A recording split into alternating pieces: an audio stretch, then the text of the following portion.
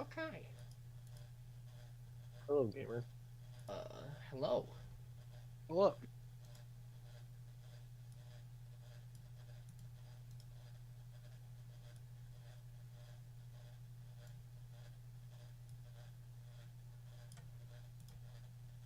We should be good. We should be good. Uh, yeah, I think we're ready to roll. If you guys are ready to roll, Should be good. That's gonna be. we do not have John's face this week, so instead you've all been blessed with Asa. Just you're gonna have to deal with some I'm bread. excited. It's based. a good shot. It's an oldie. It's a goodie, but an oldie. I could get the pochita, the pochita panel from this week, but we don't talk about updated Chainsaw Man stuff on this podcast for spoiler reasons. But then, How could you do that, Denji? Speaking of spoilers, Oceano though. Oh no! Oh yeah, I'm like We're so many winning. chapters behind. You're winning. You're the only one That who shit's still. How is it still going? Oceano? Yeah, it was like 6 chapters from like reaching what would have been a conclusion like 30 chapters So ago. you think, No, Michael? No. We're in the movie arc. We got to go through the whole movie. Michael's like, They didn't finish that yet. No. Michael's like, what hell are we trapped in? We're getting to the peak. I They will were say, starting that so long ago. I will say something. You're right. But then he said, "What about incest?" I will say something to excite one person who listens to this podcast. I've started reading One Piece again. I made like a 7-chapter sprint today. We're moving. Yeah. We're still in Dressrosa because I wasn't that far into it to begin with. But you know the drill. It's Save or Slay, Winter 2024. We're talking episode 6s this week of our remaining 9 shows. There are going to be spoilers and harsh languages. We will not be talking about the episodes beyond the episodes we have watched, with a couple of exceptions we will talk about so that we can be angry about some things that do not actually impact us. Thankfully. But 2 of our shows have committed the ultimate sin on the podcast. Yeah. One of which has a valid reason. The other one, maybe it does. I'm not gonna give it the benefit of the doubt though this week. Again, that won't matter though.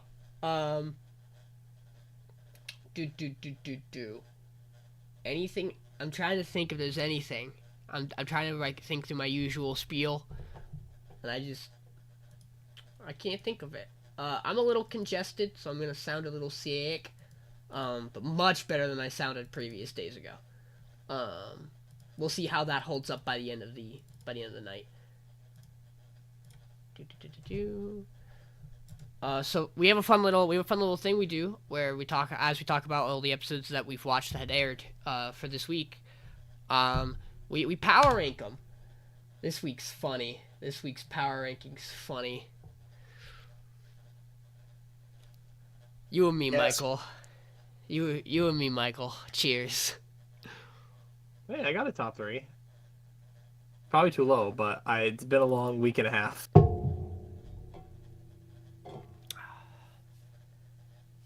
Michael, I'm interested when we talk about it, why you think I wouldn't have solo leveling so high. Is it just because I make it sound like I hate that show more than I do? Yes. Every time you see it, you're like, yeah, the show every sucks. Week. The show's so boring. It's so boring and bland and vanilla and bad. No. I'm just talking about how his writing is for a 12-year-old. And we'll talk about that when we get there. Because perhaps it's dawning on me I don't really care. It's just the thing I feel the need to point out, because comparatively to some other shows we have, very rarely on a podcast do you feel like you have to go, I want to mention that this show has good writing, by the way. Because, like, why would you feel the need to have to mention that? Because some shows don't have good writing. And while I think that might be the case, I don't think its writing's bad. I just think it's generic. But that's fine, because it does other things. But we'll talk about that. Any comments about the power ranking you want to talk about? I don't think anything in particular is wild or crazy. Because I think anything that is out of place or different on other people's ranking is just wholly dependent on how they felt about those shows previously.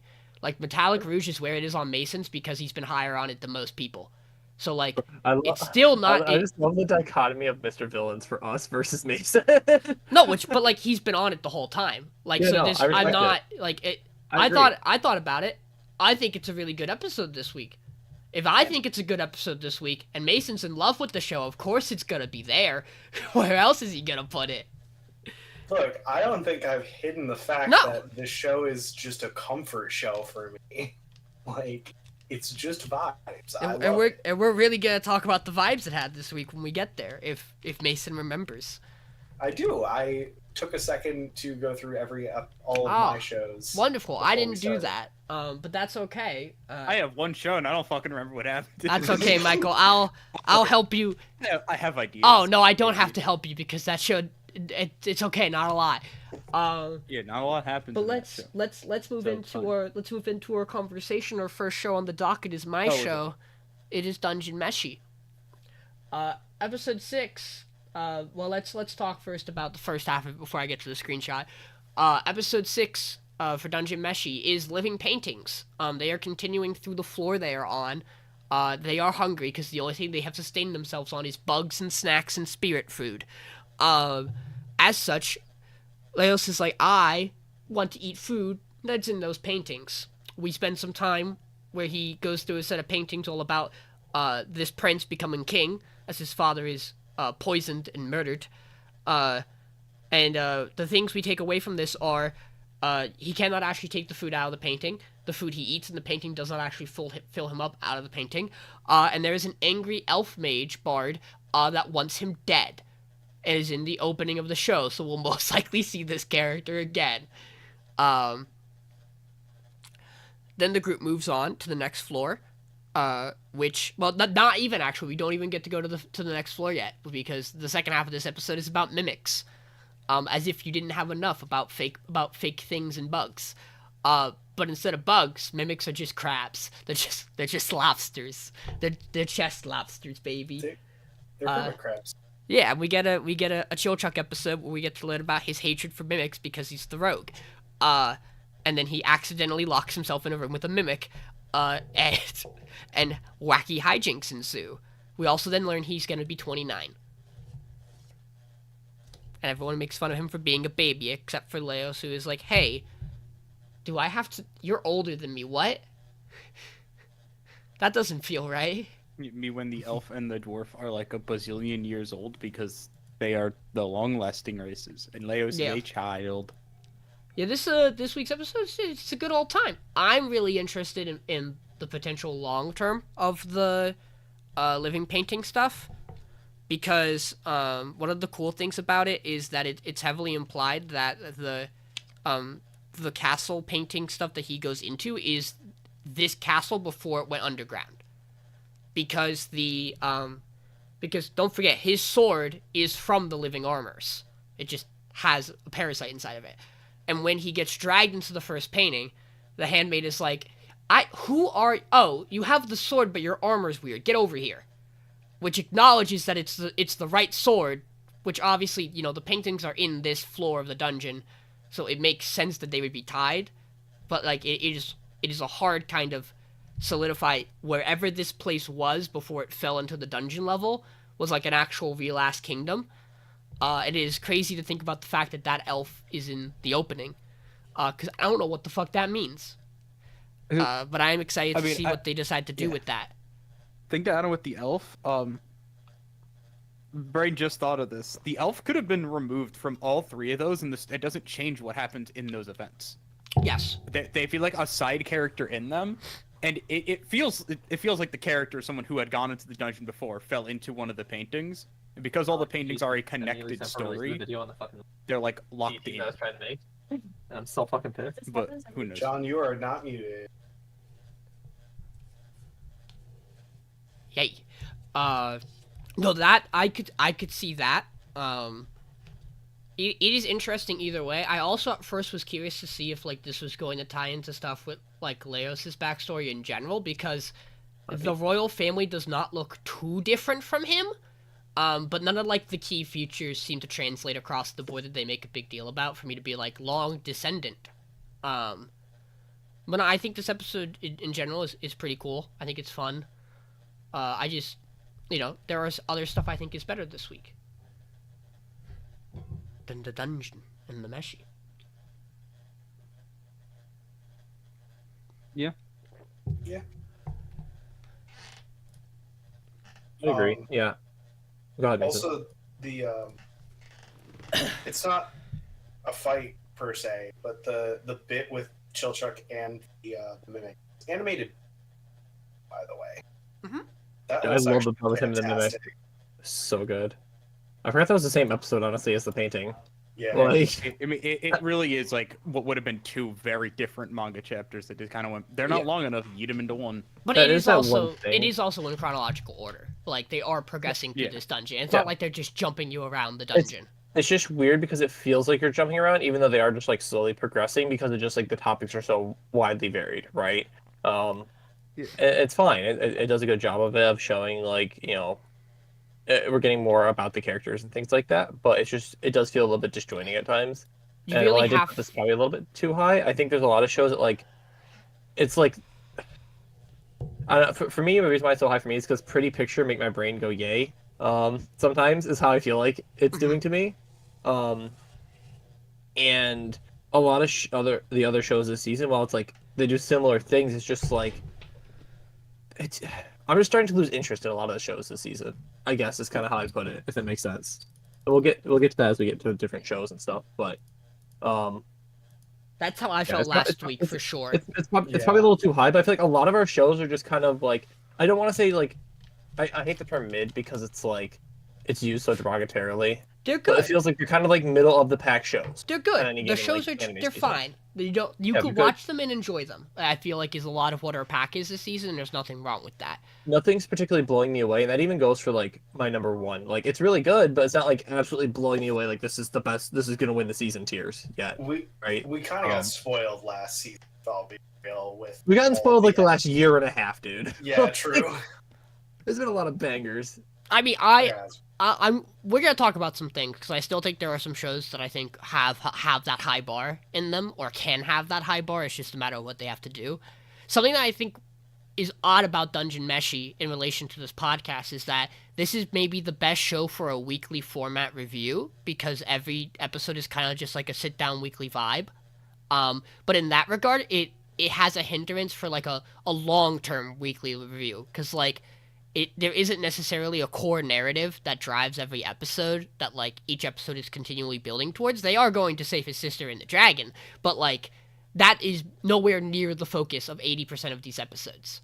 So it's just like they sit down, you watch them make their food, they engage in an activity.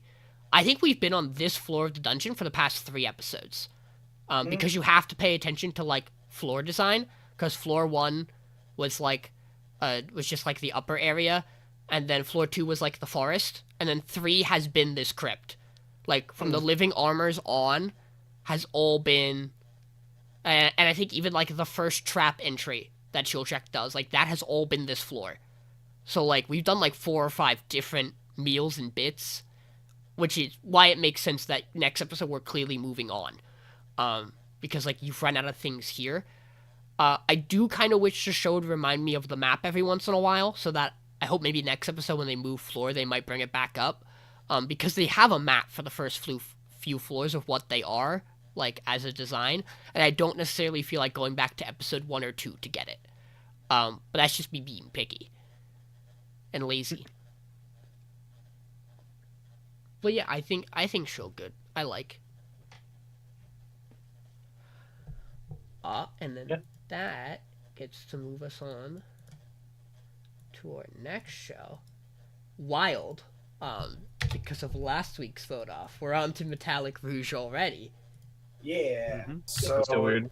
this week's episode, they are on a spaceship back to Earth from Mars, and we have a case of like doppelganger murders where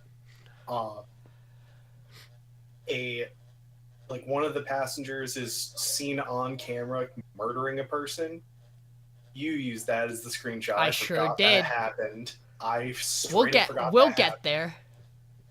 So, first it's I don't remember, to be honest. He But kills the guy at the poker table, and it's Yeah. the casino lady, and then it's just Well, a bunch first, of random. the guard in the bathroom. Well, yes, but And then that's he comes before down, and that's then uses before that to they kill leave, the though. dealer. Then he kills a it, bunch of people. it doesn't matter. Yeah. Yeah. It really does not. What matters is that there's a doppelganger doing it. And eventually they turn into Naomi. Naomi is seen killing someone when she's very clearly with the entire time, so it couldn't have happened. They end up Naomi gets like taken into custody for a minute, and then they go, "No, we know it wasn't you. You'll still hang out here for a bit, but you'll help us figure out who did it." And eventually it gets to the point where they see someone that is about to be murdered. They manage to get there in time for her to be murdered. And then they pull everyone who's living into this library room that she was about to be murdered in. And Rouge decides the easiest way to figure out who is the murderer is to just punch him in the gut real hard, every last one of them. And whoever can take the punch and not like get laid out immediately is the killer. She punches every last person in this room except for Naomi, and then eventually she decides, now there's a dog here too. She punches the dog. It turns out to be the killer. She kicks the dog. Oh yeah, she she wouldn't punch a dog. She will kick a dog in the head and the body. In the face and body. Turns out it's our Joker boy. I don't remember his name. I think it starts with like an M. Yeah, it's something weird in French. Him and Rouge have a fight outside of the spaceship. She gets him to cut his own legs off. Enters higher orbit around Earth for a minute. And then Rouge gets taken into custody by Naomi for violating failing some to meet code. failing to meet the robot code. One of them. And killing someone. I think it's because she That's how we pushed all the end the humans. No, it's It's because Naomi, as set up earlier in the episode, is a double agent within Avalon or whatever the fuck. Alethea. Yeah, Alethea. And But she's she part has of to the fuck the O guys. group, the other group, and because the other group shows up there at the end, and it's like, oh, and we're taking you in, and it's like, oh shit, Naomi's actually been the bad guy for a bit, maybe. Who fucking knows? Yeah. Look, I know I'm a lot higher than everyone else is on this show. I'm about at like a fourth. I like this show. I don't know. Don't get me wrong. I'm fucking down for this show. It's just like, Tamer's really cool. Fair. Solo leveling had a fucking banger ass episode. Correct me if I'm wrong. Did we meet those twins before? No, they're new. No, And, Okay, and because they're- they talked like they knew other them twins. for like 4 episodes at this point. They- And I was like, who are they these clearly- I guys? actually thought they are more than one person. they clearly met them on the boarding. Yeah. They're also clearly one of the Immortal Nine, because they set them up in that way. Yeah. And the reason for this is because they don't use them in the Doppelganger episode. You set up twins also- in a Doppelganger episode and you don't use them, so clearly they're more important to this episode. Do we? Because what's interesting is you see one of the twins looking at the glass, and then that's the same exact spot where Naomi is there, that Rouge runs into her and gets arrested. So it's a weird, like, I know they're not. No, I think she's because that's obviously you're not going to copy the same power. But I think like, she's in her cub, like her room, because that seemed to be the. I might have to go double check. I didn't think they were in the same area. The guy is Galleon. He's crazy knife dude. Jala. Yeah, that. Jala. There's your French pronunciation. Mr. Joker. Also, I'm just saying, I'm pretty sure those aren't twins. That's a single person with split personality. We never see the two of them interact. There's never both of them at the same time. It's always back and forth between the two. honestly based. Well, That would be sick. it's implied they're twins because if they saw them during boarding, they would have had to have seen both of them, I imagine. difference- But they didn't see the other. Yeah, They had well, not met Alice we until don't the know. pool. Yeah. Yeah. They had only seen Ace up to that point. Yeah. And the is the difficult idea. and the difficult thing is even if you do a voice actor check, most times they do twins. They just have them be voiced by the same person. Mm. But it's very clearly a guy and and here it's like two very distinct voices. But it could be the same person still. Here's the difficult thing: if they're an Immortal 9, gender does not matter for this android. So like, that is a very easy, fluid thing to do. We'll find out. Here's why this isn't so high to me, is because while there are a lot of good bits in this episode that are funny and enjoyable, like this is like a pause break episode where it's like we had like some very serious flashback, like detailed drops, and there are still important like plot drops of like, okay, the person who killed Rouge's father is him disguised as her. Good. We've now connected that dot clearly, in case you didn't pick up on it from the scene in episode 1 and the realization now that he has this power. The Naomi stuff is interesting. I'm excited to see what they do with it. I don't necessarily have a problem with the little time jump they do to get them off of Mars onto this ship, because outside of meeting one of the twins once, nothing else that happens there clearly matters. So it's like, it is jarring for the first second to be like, we don't know you. And you have to be like, no, they probably just met them in the downtime. That's fine. With a show that is like kind of mystery oriented in terms of like what is going on and purposely withholding information from you, it is something that is like a little jarring to get used to. Otherwise, soundtrack, everything else about this show I really like, which is why it's still like my high middle of the pack. It's just like Metallic Rouge just feels like it's all over the place right now. I'm still not quite sure what it's trying to do with its story, I guess, right? Well, that is the real question. Is what is this show doing? Like, and that's like, we're already halfway through, and it's like I need to know what we're doing at this point, besides just robot fight, if that makes sense. Sometimes the show doesn't want you to know what it's doing. Because it really feels like it's like bad guy does thing, and then randomly it's like, now we can fight. But who is the bad guy? Like, this is the conceit of this show, right? Is that you, the viewer, have as much information as Rouge, so you are running off of all the knowledge she has, the objective she has, but no actual crucial information about why or who any of these people are, right? So, like, the whole idea so far in the past couple of episodes building is, like, are these the people we should be targeting? Do we know? Why are we targeting them? Do we know? And most of the answers are no.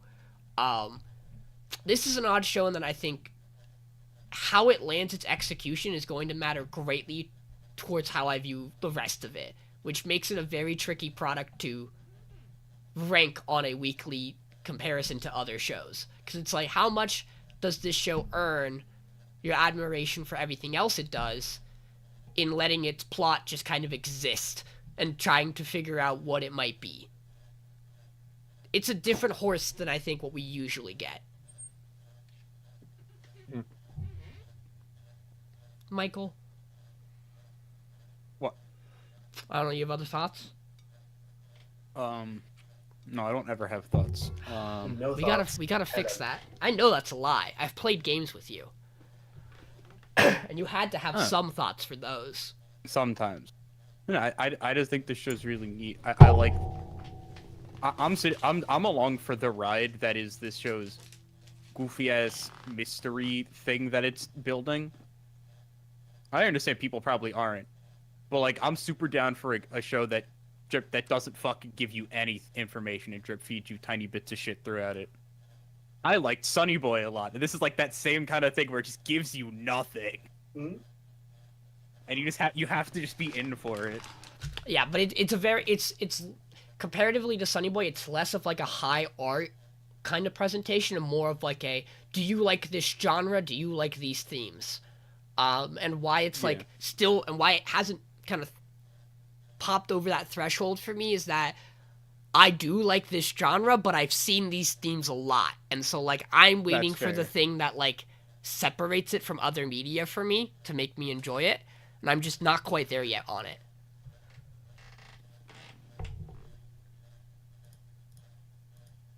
I'd agree. Yeah, it's like I'm just not quite there, and it's like not quite doing it. You know what time it is, John? You're up. Sign of affection. Damn. So a sign of affection this week. So, a lot happened this week in this show. Big things. Big things. So obviously our boy is coming over and he kissed her hand last week, and we're like, okay, what did that mean? But like, what does that mean? And so they kind of go back and forth, siding, and she comes out and is really excited with Rin. And then eventually, I think they eventually wind up back at the diner, as usual, where they kind of just are talking through what they're thinking, what's going on, and like he's like, he has a heart to heart with his manager. But the manager's like, "Hey, listen, what are your thoughts on her?" And he's like, "I have them." He's like, "Yeah, but like, how do you feel about her as a girl?" And he's like, "Yep, she is one." And basically, he was gonna decide to settle things after he got back and left for his trip, and then he asked her, to be a couple, and of course she accepts because, in a very cute way where he holds his hands above her head and is like, "Yay." And so then they just walk back in and go, "Yep, we're a couple now." Anyways, with Rin and the manager and stuff. That's kind of the TLDR of it. We also see it's really long and drawn out, very cute. There's not too much to say about it without like describing literally exactly word for word what happens, because you're right. There's not particularly a lot it's kind outside of of establishing the couple dynamic. Yeah, this long, really cute confession scene. They inform the friends. He walks her back to the apartment, gives her a big hug. Very cute. Like, I don't know what else to say about the show. Like, they did the thing. They made the couple thing. Now we get half a season of them actually being a couple. Yay! Not yet. Which I'm sure the friend's gonna love this. We're not gonna get it yet because he's away for a month, which means we have at least an episode or two where we get to insert all of the conflict. Do we? Yes, because he makes the and the fact that the show acknowledges that it's a bad decision on like a general idea to go, hey, we should start dating. I'm going to not physically be present for an entire month after asking you. Just kind of leads the door open for like the dynamic to get maybe a little the friends tested. gonna get involved and get very tilted. I agree. But I do think he might be back next episode because the title of the next episode is "Let Me Introduce You to My Girlfriend." See, that's you trusting that they're just going to bring him back, Also, and not the doubt of we're going to get into some fucking shenanigans while he's gone. Which is where my brain goes, is that people are going to start doing other things that are going to be wonky, and dynamics are going to get tested. I'm interested to see, because it will be very interesting if this show goes a route where this just winds up being a nice, wholesome relationship, because there's enough writing on the wall for it to maybe not be. Like, they do enough character things with the surrounding cast to make me go, I could see us getting into some potential, like, relationship problems once this relationship finally gets off the ground, and it's at least gotten off the ground now. We talked about it when we watched it. He sure does deliver the line that, like, Yuki is very pure because she's never had to hear anyone say anything bad to her before. Which, while true on a very literal means, not true in that deaf people do experience bullying. Like, a very real thing that, like, can happen.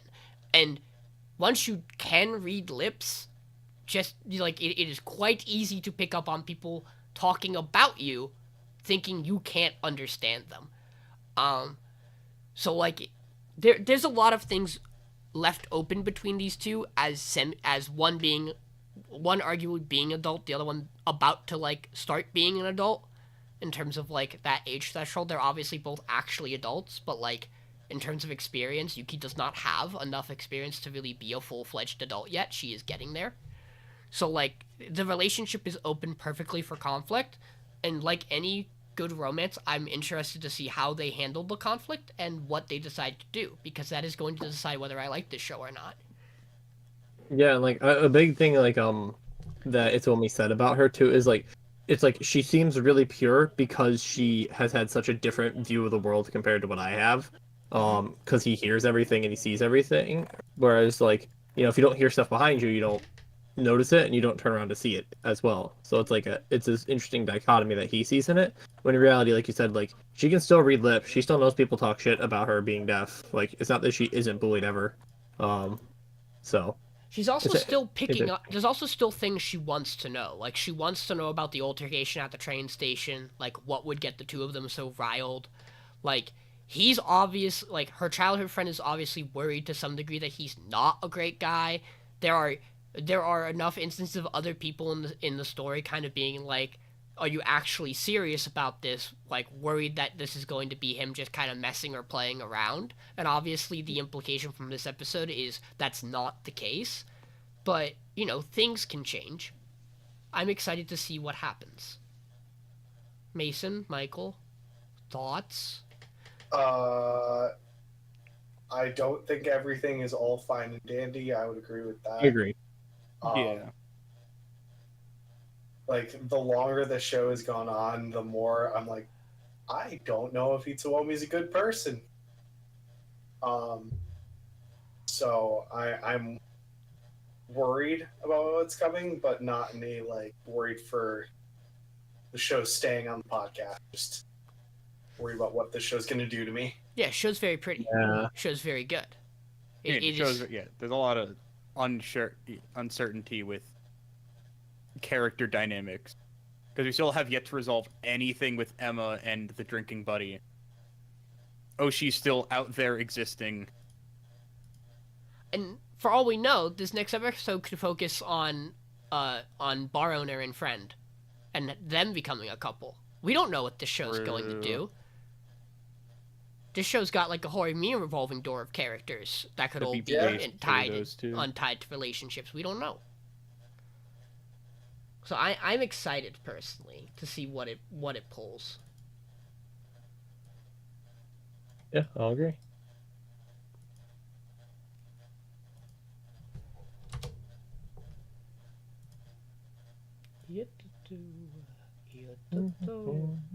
And with that, we are blazing through. It is time for Weakest Tamer. This week on Weakest Tamer, we go hunting. We get more field mice from our cat, who has terrified the field mice into being dead but alive and not harmed. Thus she can carve the perfect meat. She makes more money. Everybody in town is really nice to her amongst the guard, and it freaks her out because everybody knows her and she's not met a single one of these dudes. This is because of her dynamic with the captain, who has told everyone to aid the small child. Hello, Ivy. What nice weather we're... Oh, yeah, okay. This show's dubs. You doing all right today, Ivy? Yeah. You doing all right today, Ivy? What you doing nice behind weather that? We're having today. What you doing behind that box, Ivy? And then Ivy's out again. Doing some more collecting of things, and she is jumped upon by the two thugs who escaped in last week's episode, who are 3-star sprinters, meaning they can instant transmission across the ground briefly. What the fuck is a 4-star sprinter? That's what a 3-star is. Solo leveling movement. So these two get absolutely owned by Large Cat, by CL. And the captain and his other soldier show up, and they're like, "Oh, we'll take those. Here, we'll bring it back, and we'll talk to you about what's going on with them. They're all criminals. The ones who minor criminals are just getting sold into regular slavery, and these two are murderers. So they're getting sold into indefinite slavery. Which just a thing they drop in this episode." And then he goes, "Oh, hey, by the way, since you caught them, more money. Do you have a bank account?" And she goes, "What's a bank account?" And then they go set up a bank account, where they gather her information by stabbing her finger with a needle. And then a guy pops out of a wall and goes, "Give me your money," and she does so. She then gets treated to steaks, to local monster steaks by a 4-star chef.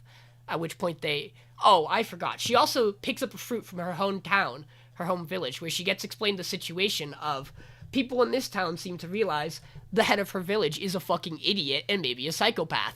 And not only resulted in the fortune teller's death and, downfall of their main harvest crop, but is also trying to pin this on a small child. Maybe not the best look for him.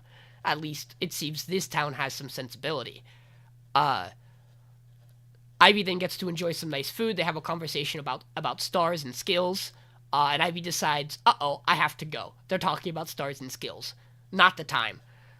We then find out that City Watch here is not dumb. They know exactly who Ivy is. And have pieced together the puzzle by notion of they have no record of a single small child going out on their own accord except for a young girl who was ousted by the village. Wonder who that could be walking away from us. But the show leaves on like a hopeful note of like, one day she'll be back and she'll tell us the truth.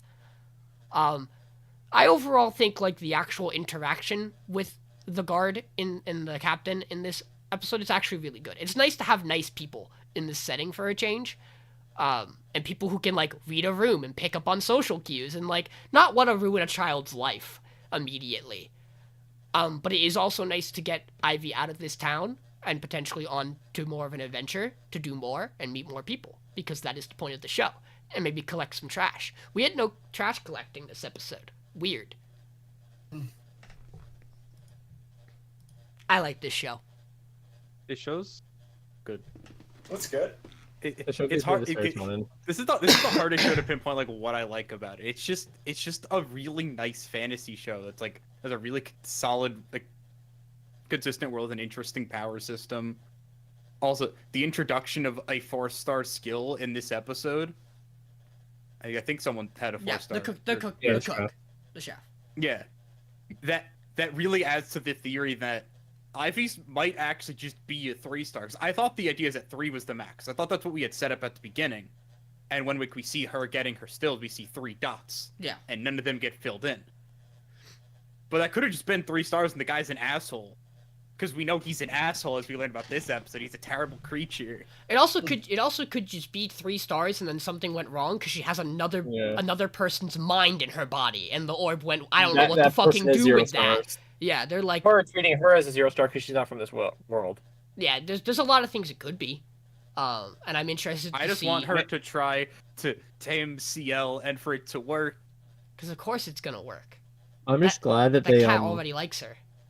I'm glad they addressed what's happening in our village and talked about it a little bit. So it's like, oh, yes, we actually got closure on, like, oh, yeah, this place is just, well, because the fortune teller's gone, they didn't know when to do their crops. So therefore, their crops did not have a good harvest in the sense that crop is their only export. They're in a little bit of issues over there. And so some of people the are towns, just leaving. Yeah, and some of the towns were like, you know what? Maybe we made a bad call. We're fucking out of here. Nope. Well, but then they also, when she's leaving the town, they also have an interesting scene where it's just like, hey, so we know that there was no single individuals leaving that city that were of the male gender of this age. Yep. Something's up with that young child there and why they're lying. But I hope someday they come back and tell us why. Which is like, they obviously trust her because they know she is just a child and clearly some shit's going down in that city. And likely she is the reason why the city is kind of in uproar for some reason or another. But it's clearly like not her fault, and that they're like, hey, let's just keep an eye on her, and hopefully she'll tell us why at some point. Man, it's nice to have competent and nice city guards. That's neat and interesting of a concept to establish in a fantasy show. Right. Joe and Bellybear are my favorite gay uncles. They do have strong energy. Mm-hmm. They have strong second Fire Emblem game in a setting and character energy, where it's like, yes, we were both young men once, and now we have a strong friendly bond in our older age together. We shall watch over this small child. And they were roommates. They were, in a historical context, very good friends. Very good friends. Very good friends. I'm interested to see how this banking system works once they move to a different location. Is there like a 4-star banking skill that just moves all the money around? I want to know. I'm very. Do the bankers just have some like magical wall teleportation magic where they enter a bank wall and they exit a different bank wall? I need to know. Yeah, no, see, that guy behind the thing has a 5-star teleportation skill.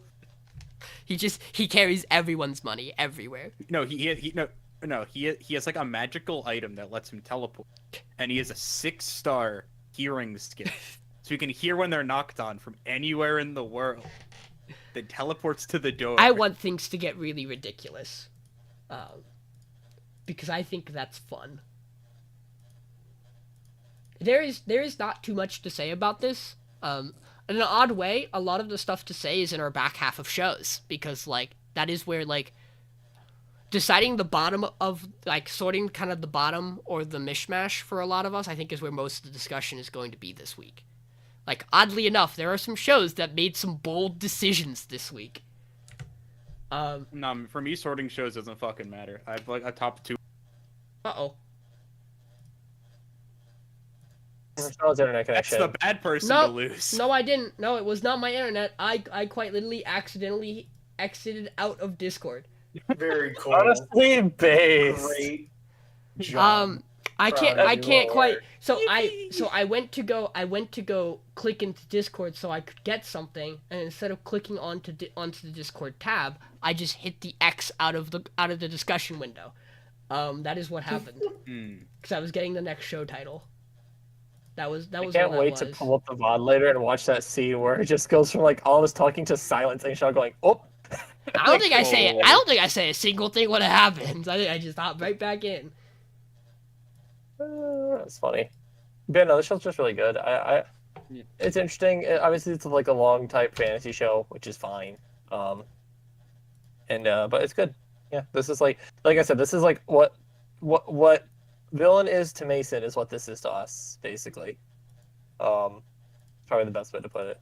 Maybe I'm wrong. Maybe I'm just. I don't think crazy. it's that strong for any of us as it is for Mason. Like, Mason has a strong vibe going, but we'll talk about that a little bit later. Michael, it's your time.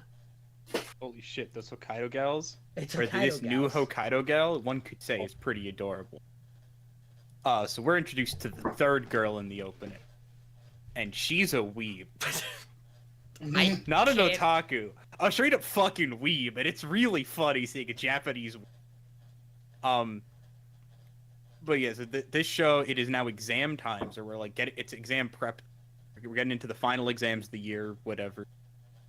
And on his way to school, he's throwing out the flammable trash. He sees this girl with a stick looking at a bunch of birds on the garbage bag, and she goes, "Yeah, the birds are gone. You can now throw away your trash in peace," and then walks away.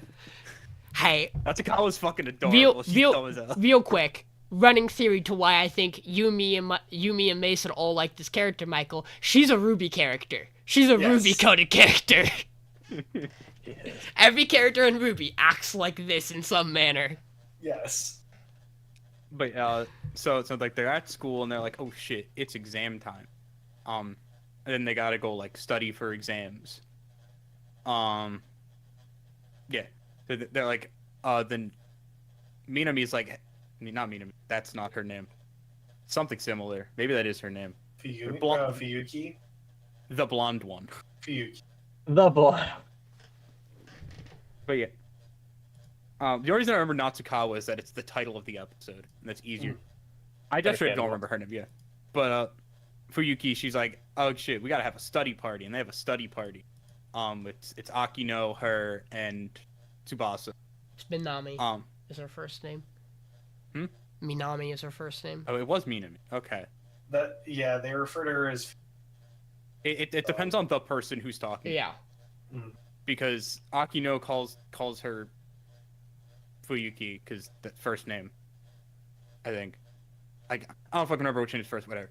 But they have their little study session, and Tsubasa stays a little bit late helping them study, because he has like a really strict curfew of like 7:30, because his grandma's the worst.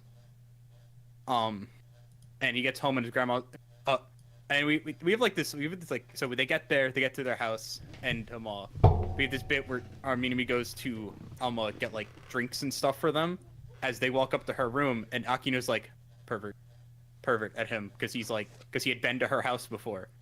And they walk in, and then we have like a really. Tsubasa has the I am a high school kid in an anime, therefore I must have perverted thoughts upon walking into a girl's room scene. And Akino immediately calls him out and goes, pervert. It was really funny. It was a good bit.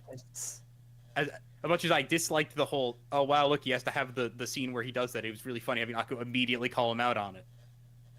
But yeah, then he's leaving. He's leaving after all this. And then we have the reason the show's at number 8 for me. As he's walking out the door, Minami's mom appears and he falls into her tits. And we have like a whole minute-long scene of him remembering the tits he just fell into. And I was like, damn, that's really dumb. Because like the rest of this episode's like really solid stuff about like having a caregiver that is like abusive in a way. Yeah. To a point of like being absurd. Because he gets home from that and she's like, hey, you were like 20 minutes late home. I don't know how late he actually was. We don't know what his curfew was. But like he was late and she's mad. Then like the next day he sees Natsukawa, he goes to school and he sees Natsukawa in the library and she's sleeping. She's like, but I'm part of the library committee and I'm allowed to sleep because I said so. And that was a good bit. And he goes, neat, cool. I'm Cool, gonna get anyway, back to studying. I'm gonna go back to studying. She goes, that math problem's wrong. It may say it's right, but it's wrong. And he goes, how the fuck did she do that in her head in like 5 seconds? Whatever, she probably had the book last year. Foreshadow. And he's like, yeah, I can't study with you guys. And then he goes to like have like when he goes home, his grandma's like, hey, we're gonna have a tea ceremony to fix your mental fortitude. Bring you back to your Japanese roots here in Hokkaido. This is all ridiculously silly, and I love it.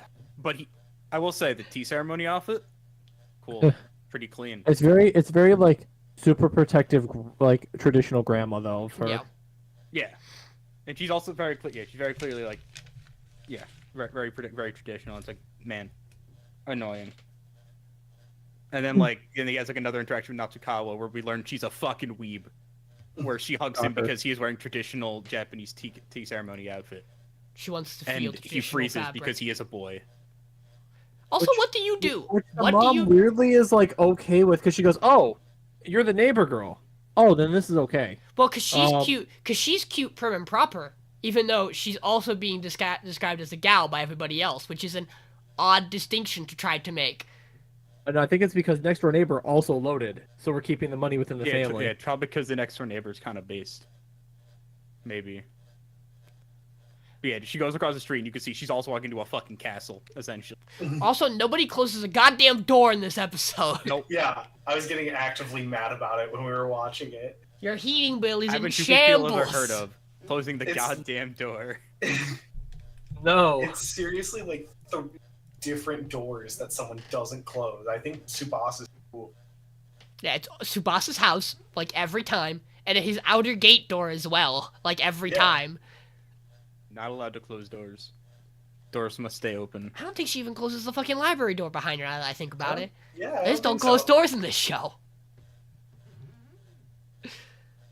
Yeah, this episode, fine. I think like the stuff with the grandma is like really well done. How like Tsubasa's like scared about her, and like the general, like the group dynamic of them is really funny. It just pisses me off when the show throws in fucking random fan service that just didn't need to be there. Mm-hmm.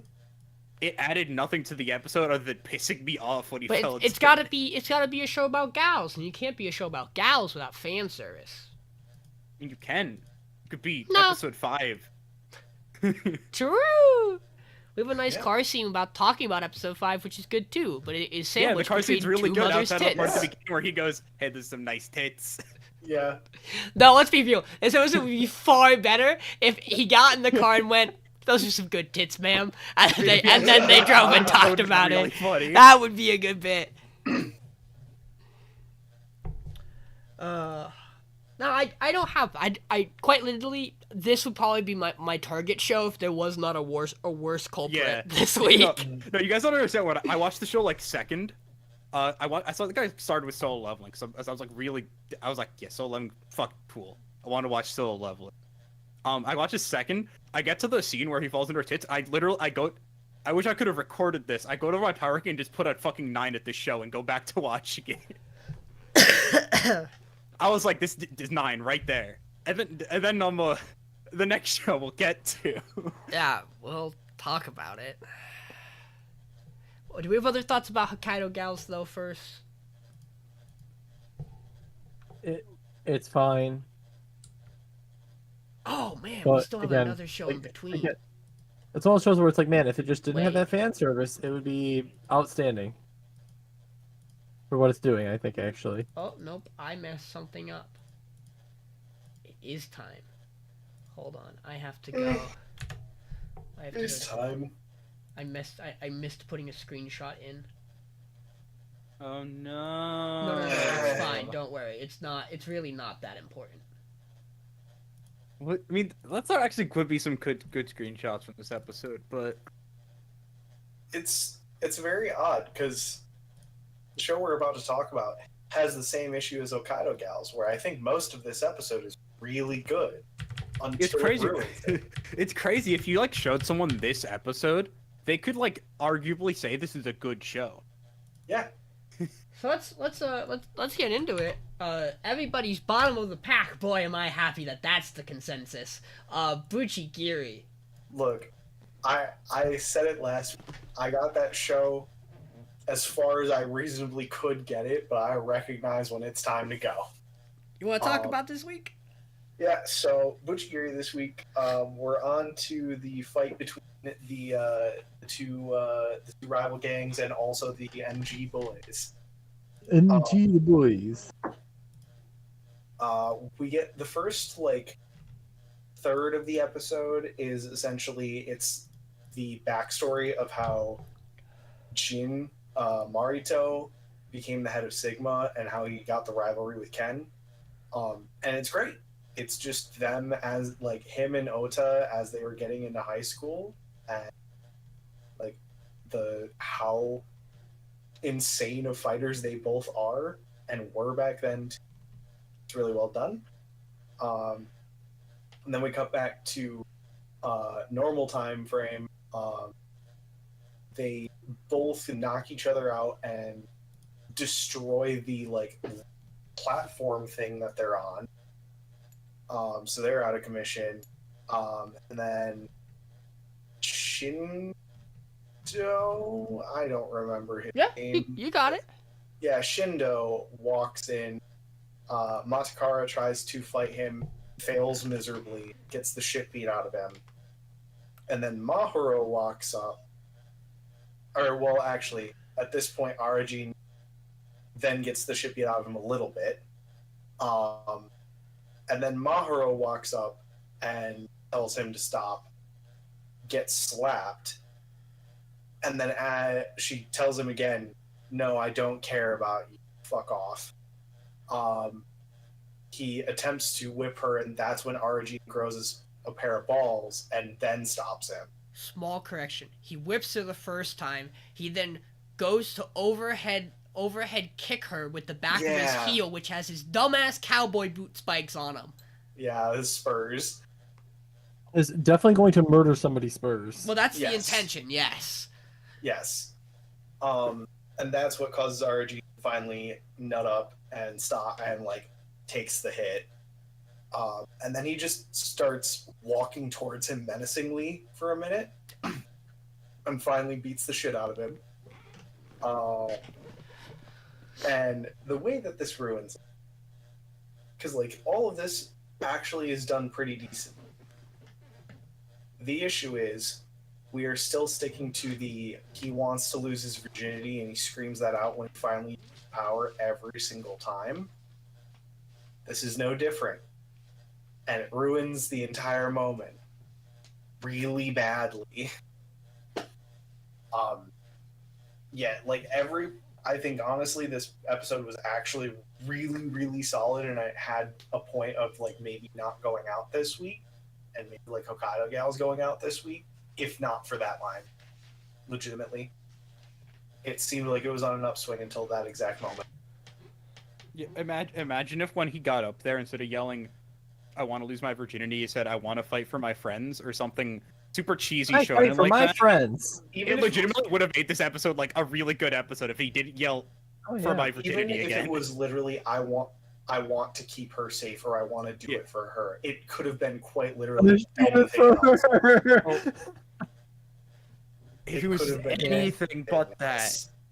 Something to it- show it- growth, right? even like if something you to show were- change. Even if you walked out and just screamed, "What am I fighting for?" It would be an immensely better scene. It would be an immensely better scene. If it was literally Yes. anything but that. Well, exactly what happened. Oh. But Mace, talk about how the episode wraps up. Surely it wraps up in an engaging and fitting way for an episode 6. Yeah, so Marito and Ken are both fine. They got some bumps and bruises, but they'll live. Senya definitely doesn't know about the other honky man inside of Shindo. Promises, I don't know what you're talking about. And I think it just kind of ends. Like, I think that's about it. It's just, it kind of sets up for, like, okay, we have to deal with the honky man because he's been foreshadowed, but, like, I don't know how. Beat the shit out of Shindo. So, Who else wants to talk about this show? Mason kind of covered most of it. I mean, they just kind of do. They do the "hooray, you did it" thing, and then it's like, okay, next. Michael, I have a question for you. I might have an answer. Because last week we were talking about this show, and I had negative expectations. You know, I went into this week being like, yeah, we're gonna get to the Kin and Marito fight, and it's gonna wind up just being them. Their fists and legs are going to collide, and they're gonna go, we understand each other, and fall flat. And that's kind of is what happens, but in a very and maybe a worse way. They collide a few times, and then Yes. the ground breaks under them. What I wanted to ask is that you were like, no, I'm excited to see the fight. Yeah. How do you feel with what you got?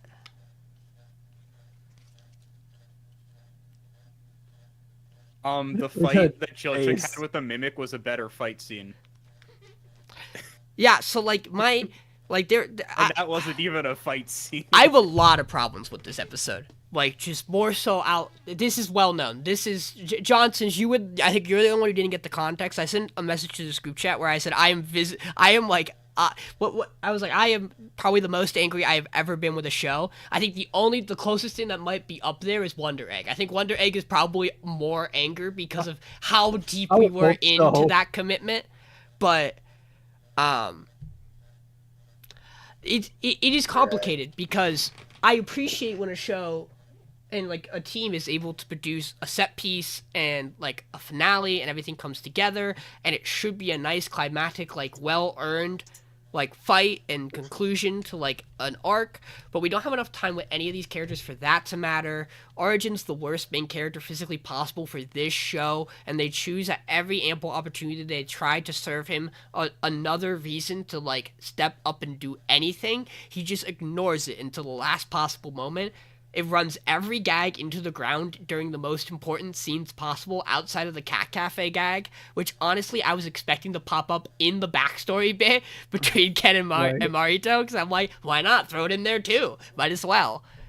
And on top of that, outside of the Shindo fight scene, and I don't even mean the Origin Shindo confrontation, because like that build-up's fine, it looks okay, like they chose to do it in a particular way that fits, but like the Shindo kicking the shit out of everybody else scene, that's one singular tracking shot, is so really good. good. It's so good. Arguably, he is not a villain who deserves that kind of shot, because we just don't have enough time with him.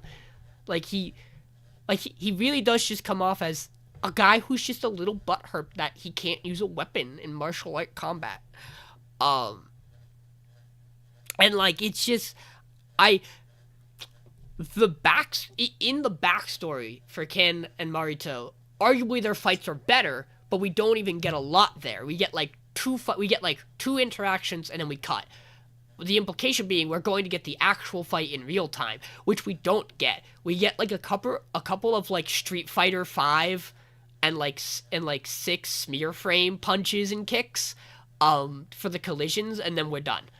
And it's really anticlimactic for something that is supposed to be one half of the major plot of this first arc, to not only not be cool in its resolution, but also to maybe not have resolved. They knocked each other out. No one knows what that means. It doesn't seem like Marito thinks that he won. No, and like they did say at one point in the episode, the entire reason why Ken is still in high school at 21 is he's just quite literally waiting for the day where Marito finally beats him. Which, that was the whole point. At this point, they should just go walk off into a desert, and one of them should come back, and the other one should be dead in that desert. That's how they should solve this problem. Yeah, pretty much. They don't need the gangs to do this. And by far, maybe one of the most side-infuriating points is that the start of this episode decides to pan away from the major gang war going on to show the guy who got his ass kicked first to start the gang war with a crutch, watching from a high-rise, just going, yep, I did that. I did that for my man, my best friend, so that he could have his fighting spirit back. And then nothing comes out of it. He could have saved a lot of people a lot of injuries and bloody beatings, but nah. He cares so much about his one friend that he's willing to let 2 entire gangs go to war and potentially all die, and his friend potentially get brutalized to no longer be able to fight. It is just a collection of things that frustrate me. And I will, after this episode goes up, be posting in the channel posts a link to the Google Drive file of my immediate 35-minute rant after I watched this episode, and then went back through the episode and was very angry about it. Because I feel it's worth hearing me out on everything that angers me. Very rarely do I get to have that happen. I am happy this is gone. I know I'm making you never know. You're right. You're right. Never know. We might hit a wheel, and it might wheel off something different. You're right. Somehow. Someone here might choose to make a poor decision tonight, and I really hope, for all of your sakes, it's not one of you. No matter how tempting it is, but I just. But the funny. Oh, and then we should talk about the fact that this and our next show both have a recap episode, where if we were on schedule, on schedule, the one for BUCCHIGIRI would actually be a full week's worth of an episode. Like if we didn't have to do this one Wednesday and like we had done like a Saturday, we would not have a new BUCCHIGIRI episode to talk about for next week's episode if we got there, because we would be on a recap episode. Which is wild. Is it a surprise? No. Why? Because it's MAPPA. So of course there's a recap episode on a smaller project, because it's MAPPA.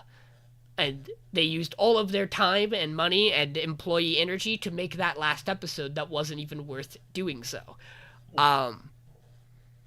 Solo Leveling, which we'll talk about briefly, I believe has a recap episode because one of its lead voice actors has COVID. And I imagine that since that is a simuldub, I don't know if it's the Japanese or the English voice actor, they actually care enough to be like, recap episode. When they feel better, we'll have everything back to going again. On schedule, yeah. Yeah. Which is a little more respectable of a thing to do. And, like, release a statement about.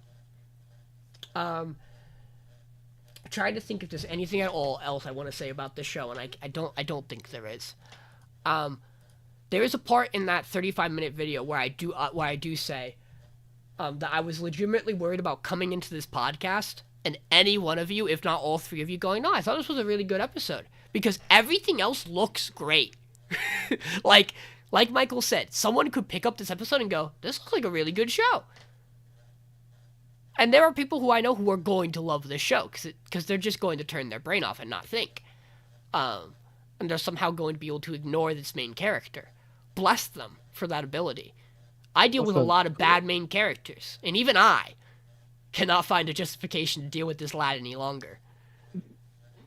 And listen, for a lot of people watching this anime that turn their brain off like that, they too are virgins, so he's relatable.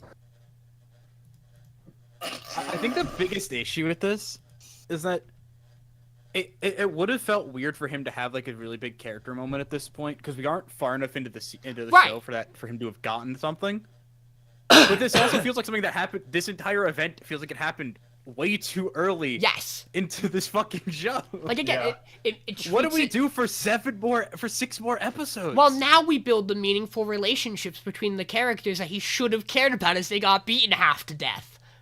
That's crazy because the opening shows that we've dealt with everything so far. Everything in the opening's done. But we gotta figure. All 3 of the villains have been dealt with. We gotta figure out who's getting the kicking spirit, because I don't fucking know what's going on with Shin. I mean, let's face it. Again, like we said, now I forget his name. Matakara.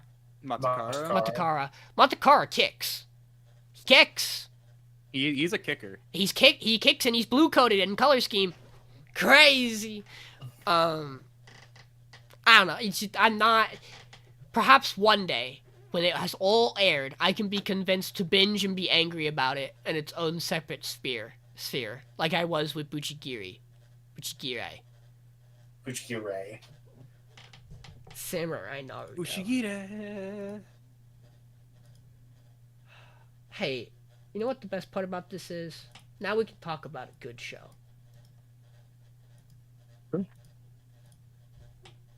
John, you're up. So, solo leveling this week. It went exactly how we expected to. Well, boy, was it actually pretty cool. So our main character is like, hey, listen, I got the nice armor, but let me solo her. And so immediately just goes ham, solos this spider. Remembers that, hey, wait, I can just cheat by using my level ups whenever I want to get me full heals and restore my stamina and energy and everything I need to beat these bosses. And also realizes that, hey, maybe strength isn't the only thing I need to level up, because I need to be faster and more agile. And so we see that he basically solos this entire dungeon. We get a little side cut of this boss man character who is like a former like headliner S tier hero who trains with one of the current I think he's one of the current like top heroes, the blonde guy. But our main character just absolutely souls the spider. It's like, well, that's all taken care of. And then they show up again, their party through the tunnels, and go, oh, you beat it. Of course. How about we get out of here together, and we don't kill you, right? To which they try to like peacefully resolve this, and then Jin gets blasted into the wall where he gets a new quest that says, defeat all 6 of them. Urgent quest, or your heart will stop. And he goes, fine, I guess I'll kill them. Just absolutely obliterates all 6 of these dudes. And before killing the last one, he's like, wait, you know who my brother is? Don't do that. And then he just beheads his ass. And then the episode closes, they get out of there. Watch that scene. They're interviewing with the person who's like, oh, so just the D rank and the E rank adventurer escaped in a C rank dungeon. That's very fortunate. And then she looks and goes, but your gear's really nice. That must be some really reliable survival gear, and writes it off as nothing. No, not even that. She knows the gear exactly. She's a fucking gear nerd. It's wonderful. She's a nerd. I can't wait to interact with this character more. And so then we get this, she's like, a good voice actor in the dub. She's going to be a consistent character. Well, I think she's also one of the ones at the table during the discussion about, like, I think she's a part of one of the guilds. I think so, yeah. We saw her with like her girlfriends talking about working at the guilds, right? Yeah. And then at the end we get this backdrop of this muscular dude who looks like Toto from JJK looking out the window because his brother just got beheaded by this random E-ranked adventurer. Well, he doesn't know that, but he's gonna figure it out. And then it cuts to credits. So yeah, this episode was sick. I don't think he had to kill them technically. It just said defeat them. It didn't say murder them. But I mean, that does defeat them. I didn't see it another way. I mean, you could knock him unconscious. It wouldn't be as cool. No, it wouldn't be as sick and as so mental turning. So I had a conversation with Dylan, a friend of the podcast, former podcastee, about how about my dislike of the redesign, and he was like, and after I watched this episode, he was like, I think it's fair to imply that the show is trying to make him more like a monster, so his character, like his actual physical appearance, has to drastically change. And when I rewatched this with Michael and watched it with Mason, I pointed out that during this episode, his eyes are the eyes of the statue from the first, the second episode. Like, it is point for point, like those all-empowering, super divine, monstrous eyes. And whether or not that's where we're going, I don't know, because I don't know jack shit about solo leveling. But either way, it's fucking cool, and any show that uses an insert song and has a dope-ass scene is usually really highly ranked for me, because not every show can pull it off. And usually the ones that get it are the ones that can pull it off. And this is dope. I really liked this episode. I thought everything about it was really cool. I don't have a lot else to say about it besides you should watch this show in this episode because it's rad. The show's so fucking cool. The part where the first guy walks up, he's like, "Hey, buddy, listen. I don't think you understand how this is going. I know you're all souped up on that caffeine going on, that adrenaline, but you're gonna die." And then he just a knife at his throat and just. And you're like, "Oh, this is going bad." Like the yo man, why are you pulling your punches on your magic? Don't do that. And you can see him go, "Yeah, got it." And there's that little bit of sweat going down his face as he knows that he fired that blast at full force to absolutely kill that kid. Yeah, guys, I held back. Yeah. Yeah. All that's missing totally... missing is him to run to his one buddy and go, "We need to get the fuck out of it," and then he just dies on the spot. But he doesn't need it. I think it's really funny that they go, but how did an E rank kill a C rank or kill a D rank there? It's a fucking sword. It'll kill you if it hits you. Yeah, no, I don't think die when they are killed. It was really funny because we were watching it, and it gets to the part where the guy's right up to him, and he's like, "You're ready to die," and then he just literally just slits his throat, and Michael's like, "Yeah, no shit, he's dead." No one lives that. No matter the difference in right, like the only logical explanation for why they would react that way. Unless you have a skill like reinforcement. Or which makes your body as strong as steel. If we're to believe what we're being shown, which is A and S rank adventurers fucking bulk up so they have 9 layers of muscle, then maybe that dagger wouldn't cut. But But also, like you're saying, like he's got the drain and paralysis effect on the daggers too, and they don't know what's going on because they can't see those effects, but he can, and it's just like I do like how like immediately though like the show doesn't like pretend like they're just idiots because they are they've murdered people before, they'll murder people again if they were live, but like it's like the second one of them goes down, they immediately go, "Oh shit," and like all spread out and do their usual tactics, but they still just get fucking run through. So you kind of brought up the one issue I do have with this bit. I fully acknowledge this episode is really good. The issue I have is it is implied very heavily that they've done this for a while now. And based on the fact of they got interviewed after they left, like immediately after they left the dungeon, of what happened. How have those 6 fuckers never been caught? It sounded like the same way these 2 aren't getting caught. Well, no, it sounded more like this is a problem that the guild's aware of, that like they just don't have the time or the resources to stamp out. Like they're better off having the 5 or 6 C rank adventurers who will mostly go and clear a dungeon and maybe kill an E or D rank adventurer here or there than they are of like missing those entire like 5 or 6 people and lacking a team to go clear a dungeon. Like that, compiled with like they just don't have the people to go send to clean that up yet, or they have to really wait for the pile of evidence to be large enough, which is like that conversation by the girls in the guild imply that like there are people who they're ready to crack down on, like 1 or 2 more dead bodies or the wrong dead body and they're done, right? I mean, I guess it just does not come off well. I get it. No, I agree. Also, the thing is, like, if the monster kills the adventurer, there's no way to really tell how they were killed. I mean, they were killed by the monster. Yeah, they were careless. All you really have is the people's words in the dungeon, technically. But, like, you can tell. Also, there's no proof they can't prosecute them. Also, Mason, there's, like, this odd dynamic with this group in particular that seems to imply that the older brother has some muscle room on them, where, like, they are just kind of, like, his pawns for running these schemes. They're also nepo babies. So, like, while the leader of this group is very much like, I'm going to show my older brother that I am strong and I can do this on my own and I can take my squad and we can do it. Like, there also probably is some nepo baby going on there where they're like, I'm going to need you just to ignore my brother's squad for a little bit. I'll handle it if it gets too bad. Fair. It just... It does not give you enough of that, I think, to justify it as an it excuse, to really be fair. does not. And that's part of why I'm lower on solo leveling than the rest of you guys have been. Is, don't get me wrong, looks real good, sounds real good. As you have said, the writing is generic as hell, and it leaves some room for improvement. So here's where I am with that, because I feel like it's worth me talking about it, because I walked into this week with Michael going, there's no way Sean has solo leveling at level 1. Because last week I talked so much about it, and even off stream I talked about it like that.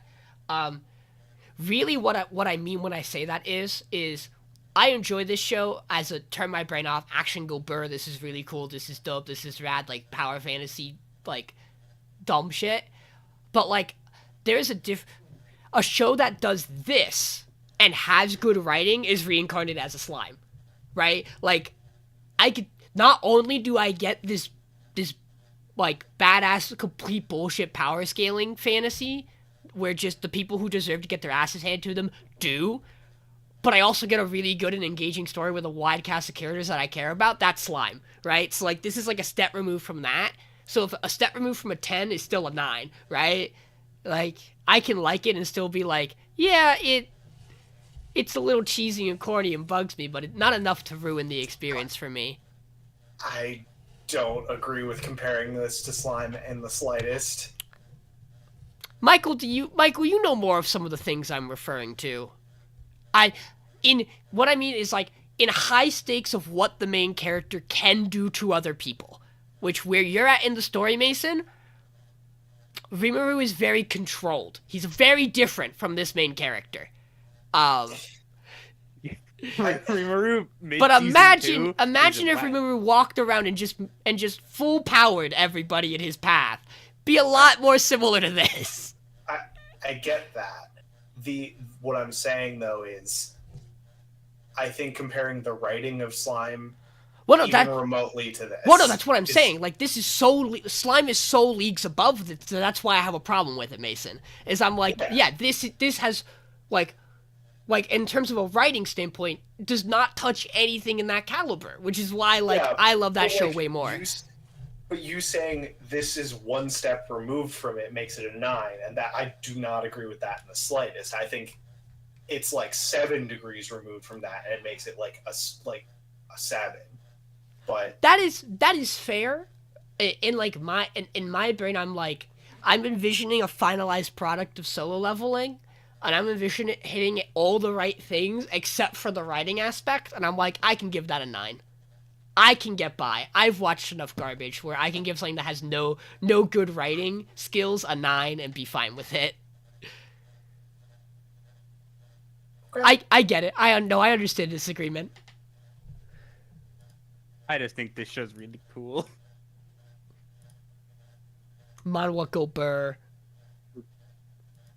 I think at least Jin was a pretty cool character. Everyone else kind of. Especially when he aged other like characters 15 that have years out of the existed. hospital. I'm excited to get more of the rest of this cast still, because they are building certain people, and I'm excited to see when we actually get to interact with some of them. Hey Mason. Hey, me. It's panda time. Okay, so Mr. Villain's Day Off had quite a few bits this week. Like, I think there was like 5 of them this week. So the first one is he's sitting in a park after walking home. Like, he's walking home from work. He's just sitting in a park, and he hears these 2 kids talking about most likely a show that they've been watching, where like there's a princess and a prince, and they can't see each other. And it's very clearly mirroring what's going on with these 2 kids because one of them is moving away.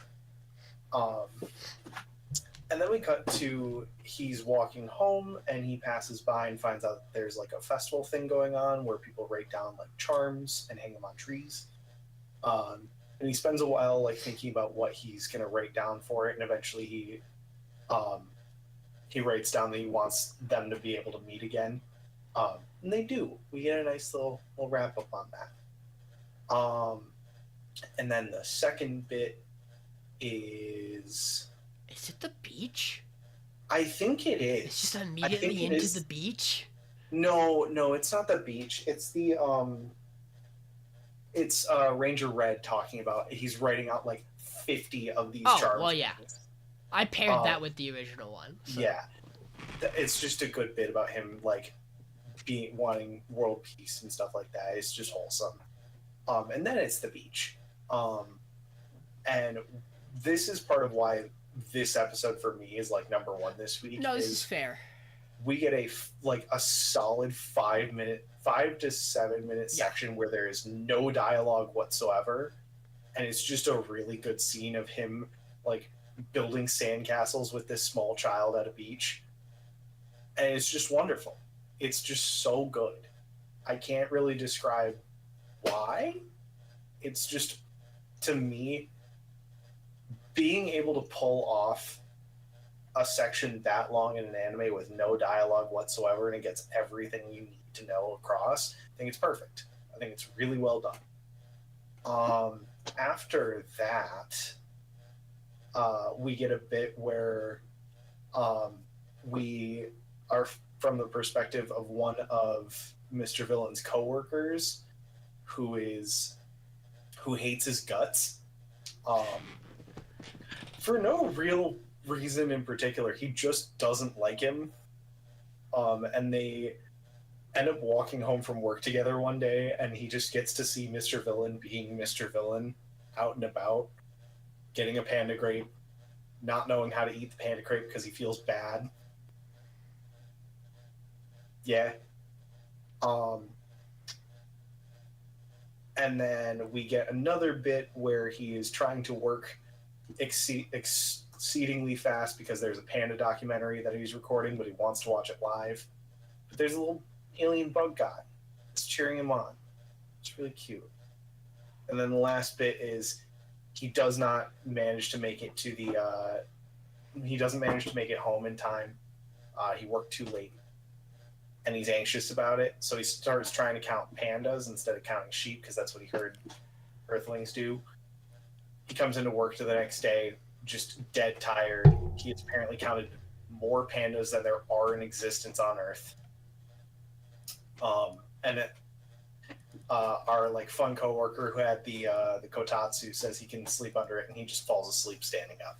And I think that's it. I think that's it.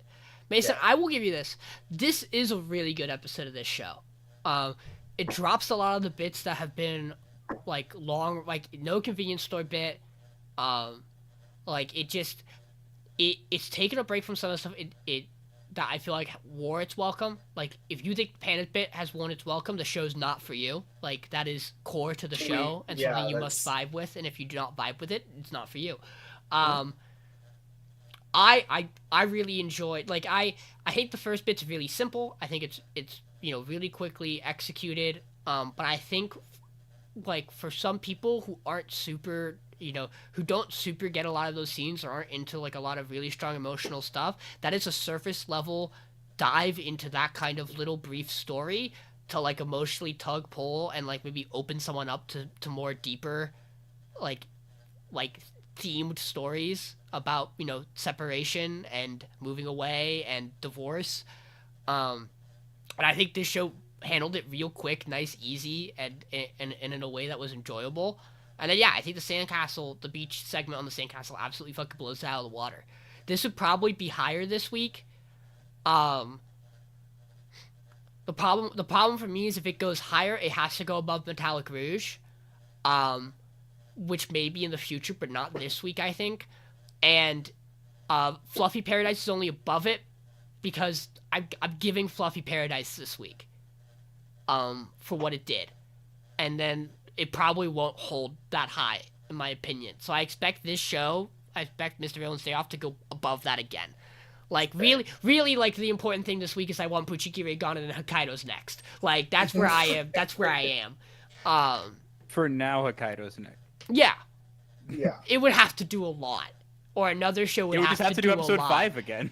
True, but something else would have to be bad. So we'll see. I do like the show. Like realistically, I think this is the show that is most likely, hands down, a solid 8. Like no matter where it winds up going, like out of 10 for me, and just is probably not going to be accurately represented as that until like after the season ends, unfortunately. Just because like on a week by week thing, I'm more excited to give other shows like a chance. That this is something I might be willing to let slip off the podcast than keep around, which isn't necessarily fair to it, but that's just kind of like it's the style of the show for me. The thing with this show is that it doesn't really have an overarching plot like all of the rest of our shows do. It's just kind of like small vignettes, and that both helps it on the weekly side, but also hurts it on the macro scale. So, yeah, it's just it's a show that's like. I don't dislike my time with the show. It's just when I'm ranking stuff, it's like really hard to be like, yeah, this was better than Dungeon Meshi, which had the cool ass fucking scene with the with Chilchuk and the Mimic, and like the really goofy scene and like interesting world building with the paintings. It's just really hard to put the show above other things, which I guess is what happens every time I pick a slice of life, and you guys just drop it to fucking 12. Yeah, now you know. Mm-hmm. This is a generic rom-com that doesn't do something different. John, here's the better comparison. This is Mason's Aquatope. It is. See, except I don't think anyone's fallen asleep. Yeah, in this show. except I don't think anyone on this podcast hates this much as other people hated Aquatope around Michael.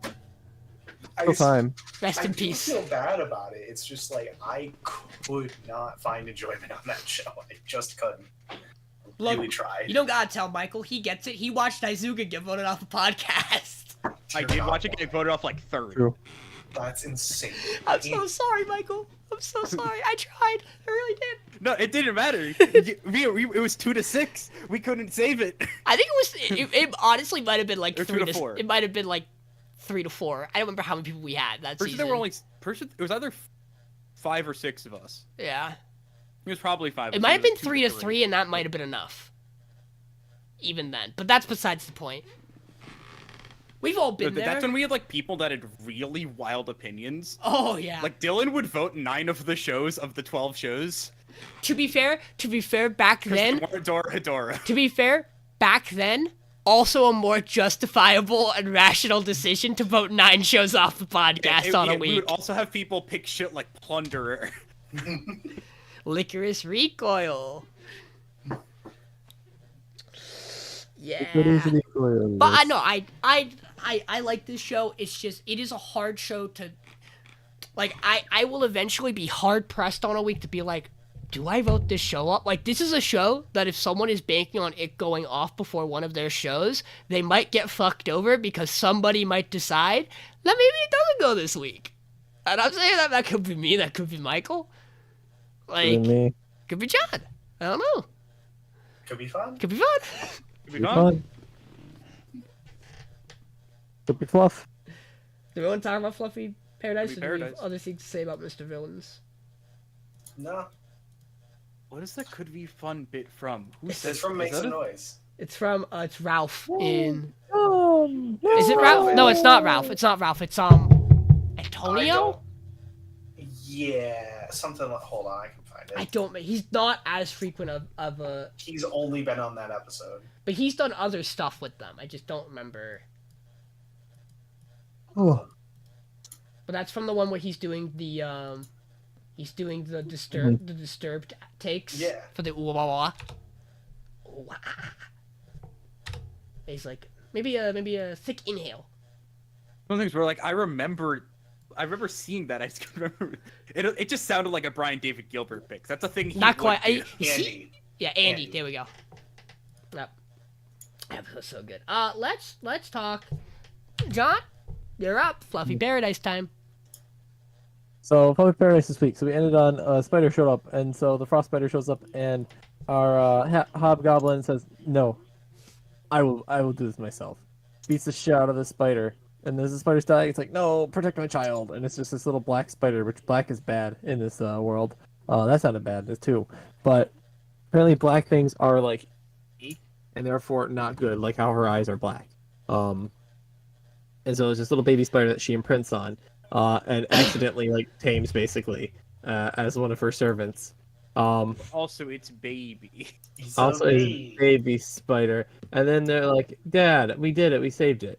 And then they're like, and then suddenly our hobgoblin glows all golden, and we're like, uh-oh, holy shit, he's evolving. And literally, as this is going, I'm like, honey, he's evolving. Dun, dun, dun, Yeah. dun, dun, dun. And I was like, and then they literally go, he evolved. And I'm like, oh shit, I was right. And then see, since we're a more sophisticated group, I made a Digimon reference.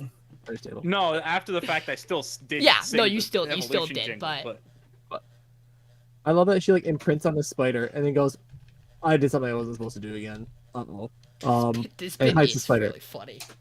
And so she asks, she goes to Soul and it's like, hey, Soul, so this hobgoblin just evolved into like what they're calling as an Oni, and Soul's like, no, he fucking didn't. That doesn't exist. I'm coming to see this tomorrow. Why I'll are see you I'll see you lying?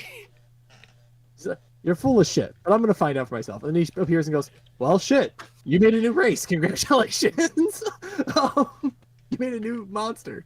And so her dad has this talk where she's holding the bunny and he's like, you gotta let the bunny go because that one ripple could affect the entire ecosystem. And we're like, great. So she's still this spider and this hobgoblin, but this one bunny, we gotta go let go. Well, he doesn't know about the spider yet, and then he learns about the spider. She's like, that's yeah, then he a learns the monster. You spider's cannot name, keep a and he goes, monster. ah, shit. He goes, wait, that's a spider, and you named it? Yep. He's like, you can't just name monsters. It's not cool.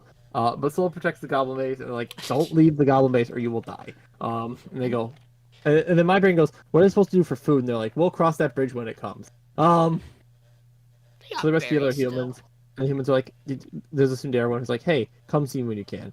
And Soul, meanwhile, is going, what are we going to do about this? You kind of made a new species. This is really interesting. And Neba's just like, where am I going to take a nap on you? I could go on the tummy. I could use the wing as a blanket. And he's like, are you listening? She's like, yep, what are, very interesting. Turns out our hobgoblin friend now has the power of magic too. So not only is he like evolved, he's also super strong. He just He can use all four elemental on magics. his side. John, I have an Yeah. important question for you. It's basically, she goes like, it'd be interesting if like the species we could call Forest Oni. She's like, I'm so awesome at naming things. And then he has a mark on his head and she's like, oops. And then Soul just goes, I see how you've gotten so many servants. And he pledges his fealty basically to her. Now she has a red dragon, a Forest Oni one of a kind, and a black spider monster.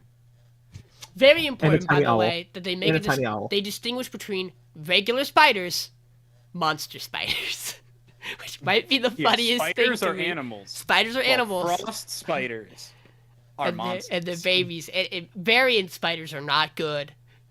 My brain just going back to But you know what? I agree, because if you show me an Australian house spider, that thing's not a regular animal. That's a monster. I agree. That's a The show's on to something. half the things in Australia are like that. To be fair, God. John, have you watched Reincarnated as a Slime? I'm not. Aye. So you are fresh to this experience of what this show is. I see.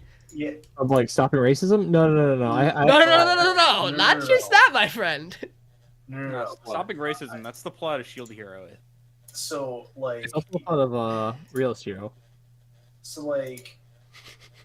the thing about this episode and why it's so low for me is that it is quite literally the exact fucking same as the start of Reincarnated as a Slime.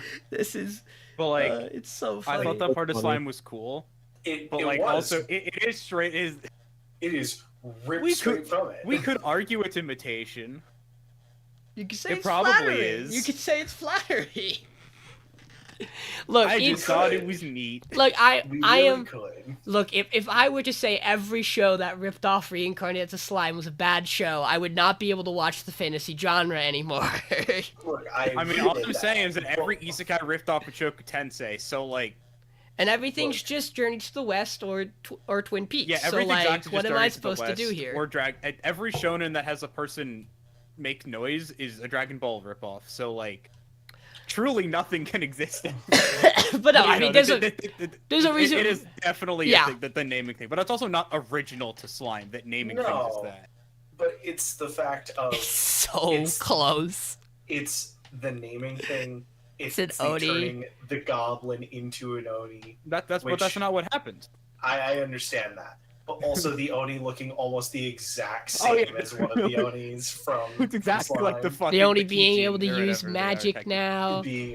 They can use You magic gotta- now. you- Quite- You have a familiar tie to a dragon. yeah. Like the only thing that You're changed, reincarnated. the only thing that changed about the Oni was the fact that his hair is not red, it's blue. But that's not fair because That's all it. the Onis from Slime are color coded, and there is a blue one I over know. there. Yeah, there is a I blue know, one, but and the he does have blue- strings, and he is very cool. No, Yeah, but Go ahead, Mason. the one that he looks Yes. like is the red one. Yes. Is more what I'm going for. Look, I give this show. This is what I give this show. It was cool when Slime does it. It is kind of still cool when other shows do it. But there's not. This episode gets bloody for God knows what reason. That spider gets obliterated. Yeah, It's brutally so. It's like I love my cute Tamer show, and that spider has its eye punched through. It is also a little funny because the spider gets absolutely obliterated, and then she goes, "The spider is scared." I go, "No shit, it's dead. No shit, it's scared. What do you mean? It's been obliterated to 1,000 pieces." I'm scared. And she's like, "Oh, it's because it was pregnant." And Michael goes, "That's not how that works." And then this little spider just crawls on out, and I'm like, "Oh, neat. That won't be a problem." I think this episode is. This is what I thought we were gonna get last week, and I'm glad the show finally pulled something to keep it interesting and engaging. I just have the feeling that it's not going to be able to hold a high caliber compared to what we have left. Look, all it's gotta do is be better than Hokkaido Gals next week, but True.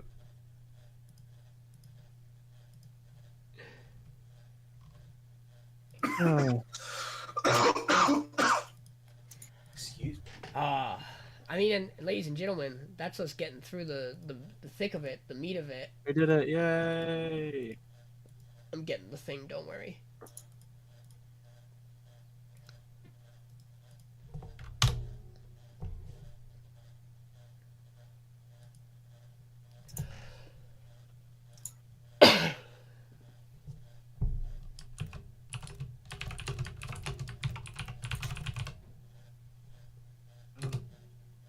About that time.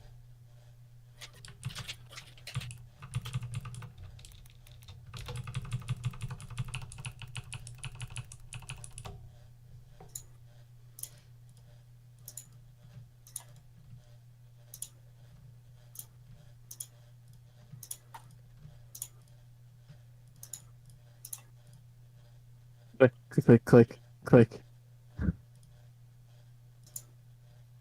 No man, my mic has enough. Whatever, you can't hear my mouse clicks. Oh, it's Just mine. think. Oh, it's so funny when I'm at work and it's 2 a.m. and we're all just at the desk charting or something, and all you hear is just the sound of clicks of people just charting in silence. Of just side story about Sean's talent, by the way. I called in yesterday for work because on Sunday we had 4 nurses on. Mind you, we have 30 patients on our unit. If you do the math, that's a lot of people for not a lot of people. And they didn't pull anybody to our unit. So for about 4 hours, I had 8 fucking patients. And I wanted to die.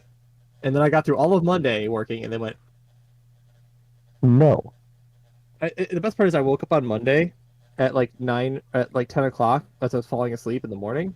Because it was staffing calling and saying, hey, do you want to switch Monday and Tuesday for Wednesday and Thursday? Because you guys are overstaffed on those days. And I went, fuck you. No. Michael, am I waiting on you? Yes. Okay. You're waiting for me to click the submit button, And we were short on Monday anyways because 2 people called in and they switched one person off. and me making sure I clicked the right buttons and didn't click them all backwards. I think I would be able to tell. No, every time I go to submit, I have to make sure. I feel like someone's done that once. It's weird. That's crazy. Every single show has 1 vote, Except for BUCCHIGIRI. except BUCCHIGIRI, which has 3. Weird. Full saves on Dungeon Meshi, Sign of Affection, Weakest Tamer, Solo Leveling, Villain's Day Off. 1 slay on Fluffy Paradise and Metallic Rouge. 2 slays on Hokkaido Gals. That's right. I wouldn't dare slay it this week. 4 slays on BUCCHIGIRI. I refuse to watch another episode of the show. I don't play. Look.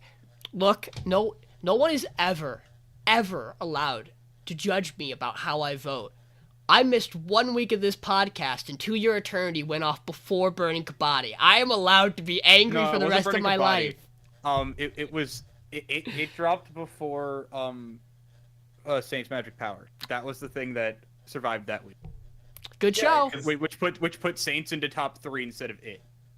Yeah, because Kabaddi was 5 that season. To Your Eternity was 4, and then it was Saints. And thinking back, it was absolutely a terrible idea.